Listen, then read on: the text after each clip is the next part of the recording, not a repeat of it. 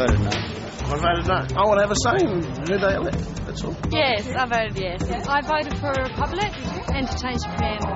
We're Australian and we can make decisions on our own. We don't need to hold the hand of the Queen anymore. No, on both issues, yeah. No, we wouldn't be able to make the decision in the long run.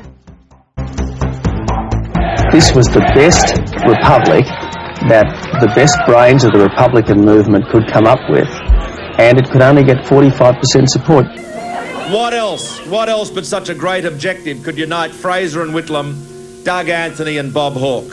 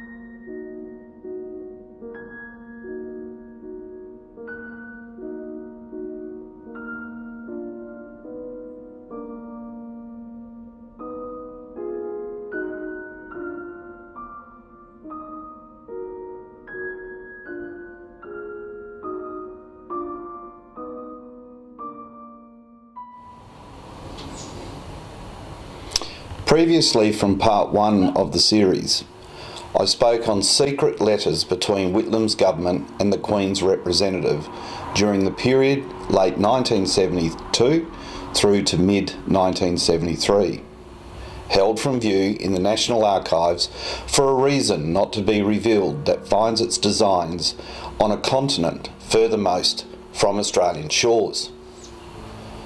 This was now to be understood as a fraud upon the Commonwealth. And we are to see how it began with a fraud upon the United Kingdom.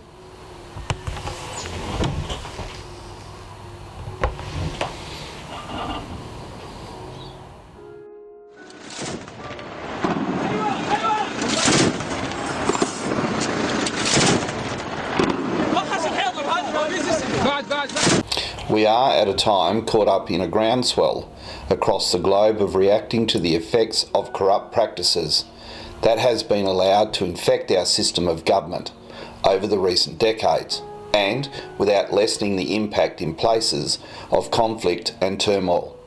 The movement has been most reactive, but without conflict in the United States and the United Kingdom, and spreading to the continent of Europe.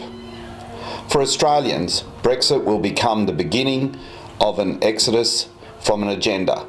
An agenda, although made in public, was imposed on the British people by stealth, nonetheless, and then on the Australian people.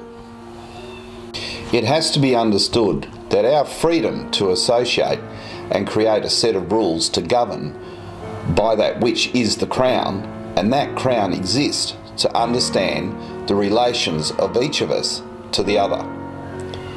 In the 2006 movie, The Queen, there is a storyline of a deer on the Queen's estate that was spotted now and again by the royal family. And then the day came to find that the deer was shot and died because it strayed off the royal estate onto a neighbour's estate. Brexit will be the bullet that we all dodged. It will become apparent to all of an agenda in Australia to quietly install a counterfeit crown and a counterfeit queen. We begin to see the improprieties of a scheme that set about a chain of events to remove from our courts the legal set of protection that is embodied in the common law of England. A removal of that reference from the Judiciary Act, the act that controls the manner of procedure and body of substance in all our courts, and, most importantly, affected the regard to our rights by the judicial officers.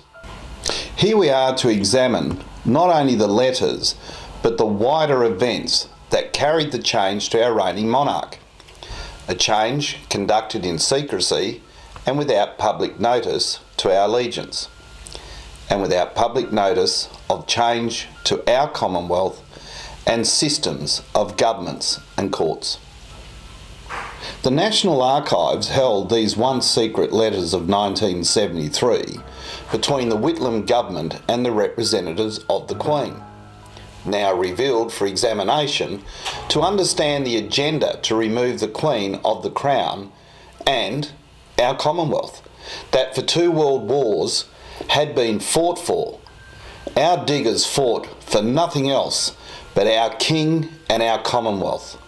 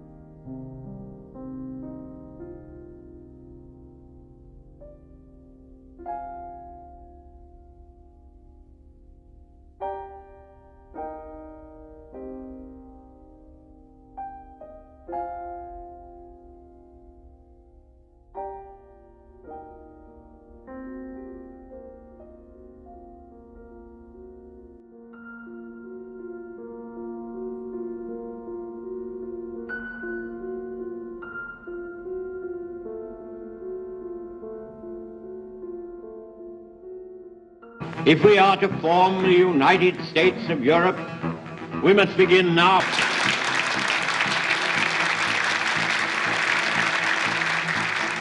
Britain has much to contribute to this process, and as members of the community, we shall be better able to do so.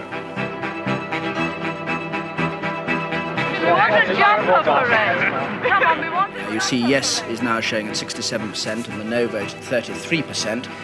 The President of the Commission, Mr. Delors, said at press conference the other day that he wanted the European Parliament to be the democratic body of the community, he wanted the Commission to be the executive, and he wanted the Council of Ministers to be the Senate. No, no, no. I have to say, Mr. Speaker, that I find Winston Churchill's perception a good deal more convincing and more encouraging for the interest of our nation. Like me or loathe me, don't bind my hands when I am negotiating on behalf of the British nation.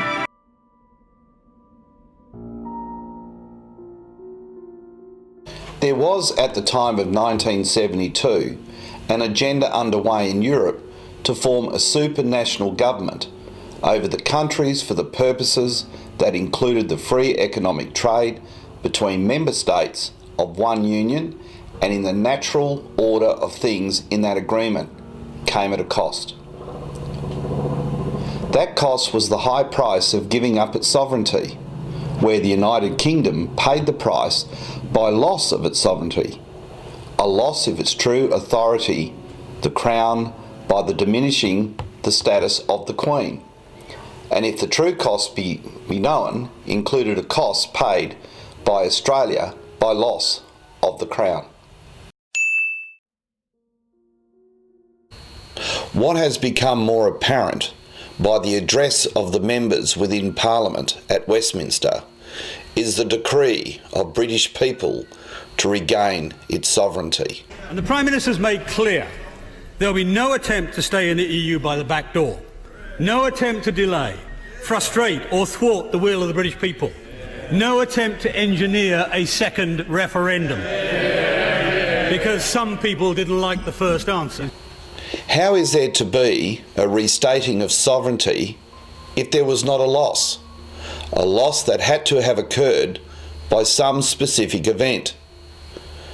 Did not that loss occur in 1972 by entry into the EU through the Brussels Treaty, a treaty in effect to depose the Queen from her role as sovereign lawmaker and the granter of power to the House of Parliament and to the courts? Was that treaty instrumental in placing all the instruments of government, the Queen, the UK Parliament and the British courts, under a foreign power, the EU? Now, if that loss occurred in the UK, it would have had to have occurred in Australia, as the Queen of the United Kingdom was our Queen, as the second clause in our constitutional law states.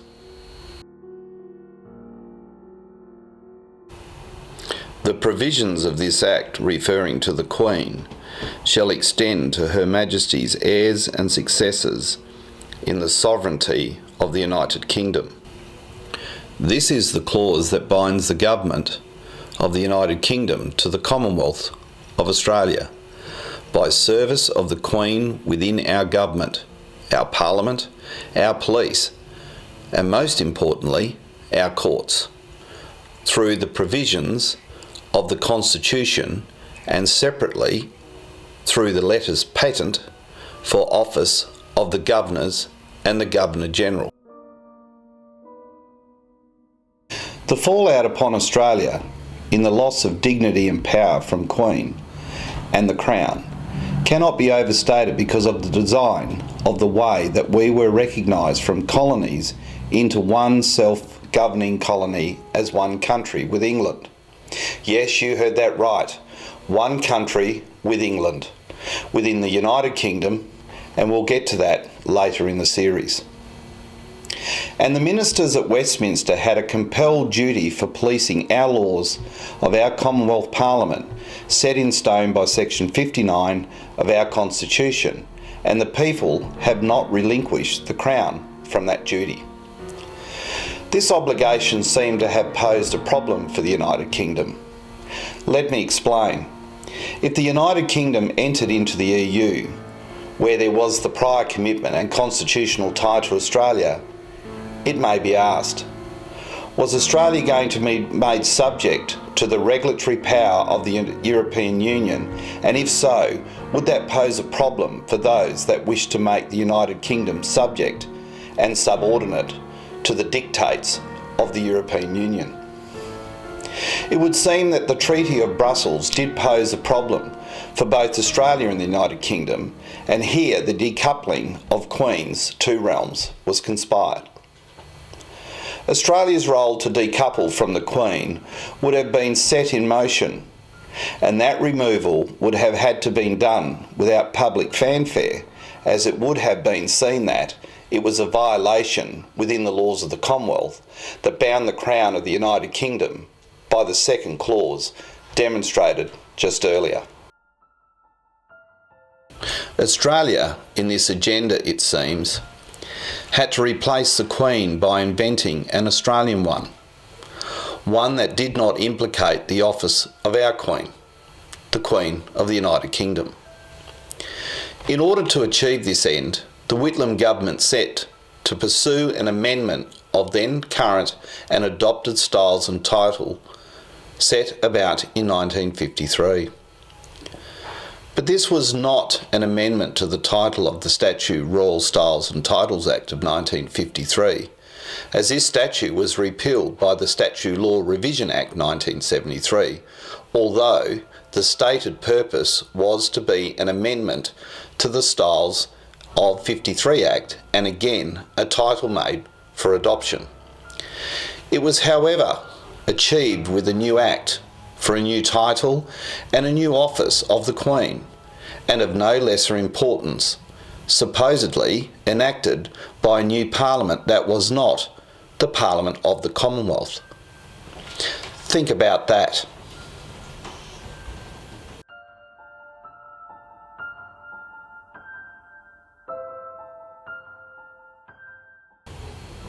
To remove the Queen, there had to be a removal and substitution of the Commonwealth, as well as the removal of Parliament of the Commonwealth, as they were each tied to the other by the law made at Westminster that established the Commonwealth and the links between the Queen and the machinery of government. Bear in mind that the Queen and her ministers at Westminster were bound by UK law, and because of that condition was the Australian government therefore precluded from the right to interfere with the Australian people as within the Commonwealth. Further, to understand what can and cannot be, we ought to bear in mind that every officer of the Crown holds office by sworn allegiance and an oath of office to Her Majesty, as I have, and that any violation of that oath to the Queen dispossesses them of that office. This is a circumstance held that every violation to the oath of office was taken as being made privately and not as the office holder. It is to be taken that such act was made as separate from and without authority of that office. For instance, if a member of the House of Commons voted to diminish or remove the Queen from power or standing, then that person ought to have been taken as to never having cast that vote as a member of the House of Commons, as the act would be illegal by violation to his or her own oath.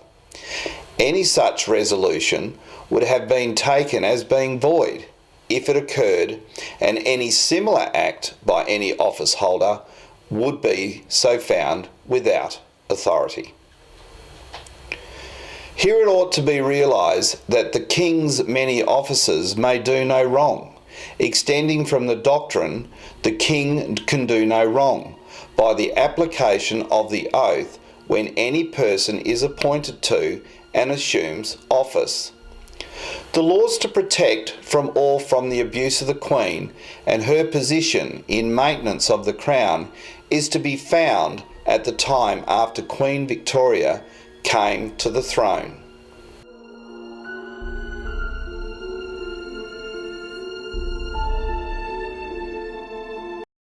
If any person whatsoever shall, within the United Kingdom or without, compass, imagine, invent, devise, or intend to deprive or depose our most gracious Lady the Queen from the style, honour, or royal name of the imperial crown of the United Kingdom, or of any other of Her Majesty's dominions and countries, or to levy war against Her Majesty within any part of the United Kingdom, in order by force to constrain, to compel her to change her measures or counsels, or in order to put any force or constraint upon, or in order to intimidate or overawe both houses of either House of Parliament, or to move or stir any foreigner or stranger with force to invade the United Kingdom, or any other of Her Majesty's dominions or countries, under the obedience of Her Majesty and most compassing imaginations, inventions, devices, or intentions, or any of them shall express, utter, or declare by publishing or printing any writing, or by any overt act or deed. Every person so offended shall be guilty of felony, and being convicted thereof shall be liable to be transported beyond the seas for the term of his or her natural life. Here in Australia, two events occurred that is caught by the Treason Felony Act. The first is the intent and imagining, devising to deprive the Queen of her rightful title and depose her from position within Australia by pretended substitution. Later would come the act of pretending to pass a bill as an act of Parliament where no authority exists to supplant the existing law, and no authority exists to create the title and office for the Queen. To depose is the act of removing someone from position of authority, and this is not merely to have been done to the office and dignity of the Queen. It was an attempt to depose the Australian people of their authority by a technical default in the Australian people participating in this scheme. To deprive the Queen of her performance of her title is not merely another legal act, but its effect is one that removes our right, it removes the Commonwealth. That it was intended and allowed to happen brings in the liability of the government in Britain, but it seems from examining the circumstances leading up to this event in Australia, London may have hatched and the scheme for the purpose of entering the European community. Whatever the original intention was conceived in London, the effects to that integrity of the Queen is not to be understood and learnt from, for which the British people have been given the opportunity and taken control by their collective voice and national pride, which is encouraging to see, growing with new vigour in the leadership direction of Boris Johnson. Can you make a promise today to the British public that you will not go back to Brussels and ask for another delay to Brexit? Yes. And sorry. I can. And would you I'd rather be dead in a ditch. So you would resign first, Prime Minister, rather than go and ask for that delay? Look, I just don't. I really. It costs £1 billion a month. It achieves absolutely nothing. What on earth is the point of further delay? I think it's totally pointless. Yet no such sentiment has, of yet, come from any of our previous or current Prime Ministers to publicly acknowledge and address this breach of law. As in my case in the Senate on the 1st of December 2016, by way of a motion number 163, was successfully passed to deal with the adoption of the title Queen of Australia, calling out the former Attorney General and others to come and make answer.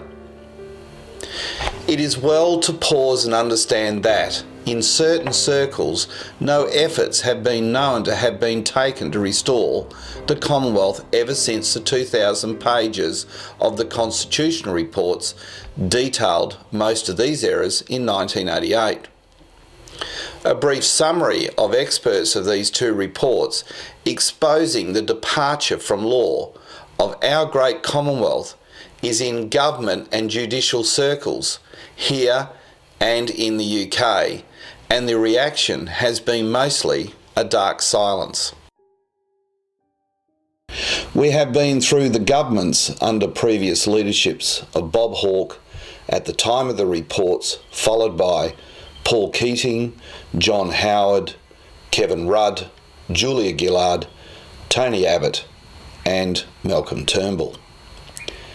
It is not believable to think that a Prime Minister, in having to swear the required oath to the Queen of the United Kingdom, did not and evaded that understanding and entertained a Governor-General commissioned under Queen of Australia. The Commission from Her Majesty the Queen appointing General David John Hurley, AC, DSC, retired, to be the Governor-General of the Commonwealth of Australia. Elizabeth II, by the grace of God, Queen of Australia and her other realms and territories, Head of the Commonwealth. Scott Morrison, the current Acting Prime Minister, has not been forthcoming to resolve this issue, as the prayer to the House of Lords to restore the Commonwealth of Australia has not received attention, seemingly. I'm in possession of documents having come from their office department acknowledging the conflict and acknowledging the invalidity of the pretended title for the Queen. More of that will be revealed in a separate series.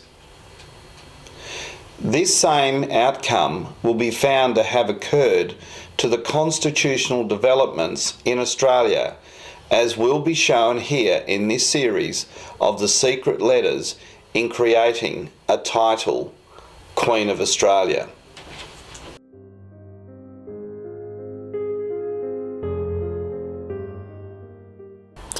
This had to be the way cleared for the agenda to allow the British to enter the European Union, and against this backdrop, the removal of the sovereignty of the Australian people by removal or departure from the Commonwealth now calls for the return of our sovereignty, as in the United Kingdom, as in Australia, our own exit from this unconstitutional arrangement.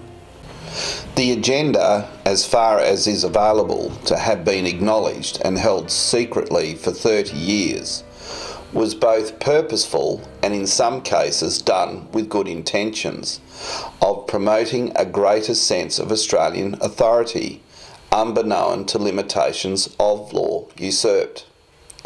How this was done is partly revealed in these here letters, memos and telegraphs held in the shelves of the National Archives.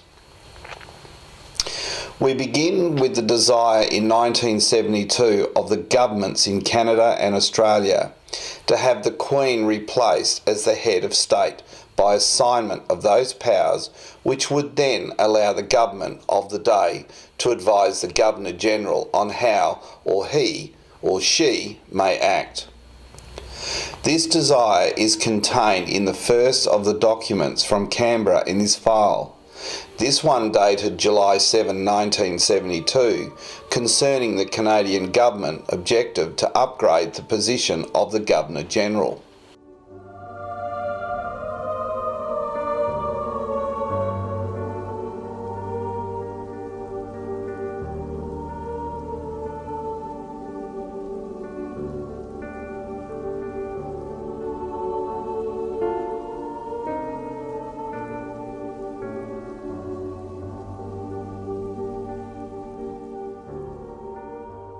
This first document relates to an article of Charles Lynch of December 13 entitled Queen in Dispute over Upgrading the Functions of Governor-General. A conflict arose between the Queen and the Canadian government where the prerogatives of the Queen as head of state were desired to have transferred to the Governor-General and all dealings with foreign countries. There was a push to transfer to the Governor-General the prerogative to sign letters of credence, otherwise reserved to the head of state.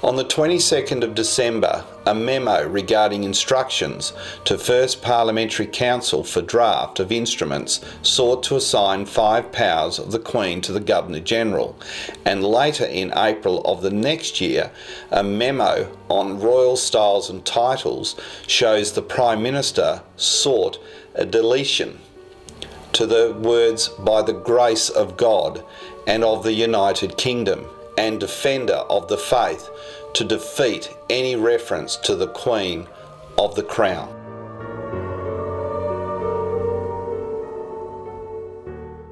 I cannot imagine where authoritative power was to be provided for the machinery of government and the courts by a construct that removes the various sought powers. More on the details and the manner in which this was promoted is to be presented in the next of the series to come. I, Robert James Lee Hawke, do swear that I will be faithful and bear true allegiance to Her Majesty Queen Elizabeth II, her heirs and successors, according to law, so help me God. I, Anthony John Abbott, do swear that I will well and truly serve the people of Australia in the office of Prime Minister, and that I will be faithful and bear true allegiance to Her Majesty Queen Elizabeth II, Queen of Australia, so help me God. I, Kevin Michael Rudd, do swear that I will well and truly serve the Commonwealth of Australia, her land and her people, in the office of Prime Minister, so help me God. I, Scott John Morrison, do swear that I will well and truly serve the people of Australia in the office of Prime Minister, and that I will be faithful and bear true allegiance to Her Majesty Queen Elizabeth II, Queen of Australia. So help me God.